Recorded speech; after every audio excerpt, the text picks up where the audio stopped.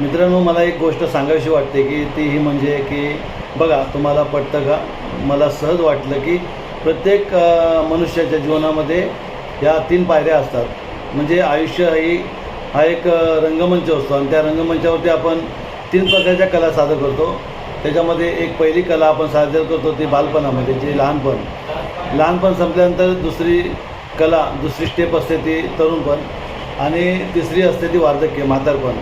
म्हणजे या 3 स्टेपला आपल्याला सामोरं जावं लागतं आणि ही 3 स्टेप संपल्यानंतर म्हणजे आयुष्यातल्या आपल्या जीवनातल्या या 3 स्टेप अप्रतिम अशा किंवा यशस्वी होण्यासाठी खरं तर मन प्रसन्न व्हावं लागतं, चेहऱ्यावरती सुंदर भाव असावे लागतात, अध्यात्माची ओढ असावी लागते. आणि हे सर्व संपल्यानंतर ज्यावेळी आपण वार्धक्यामध्ये तिसरी स्टेप आपली संपते, त्यावेळी आपल्या जीवनाचा, आयुष्याचा पडदा पडतो आणि सगळा रंगमंच आपल्याला संपलेला भासतो.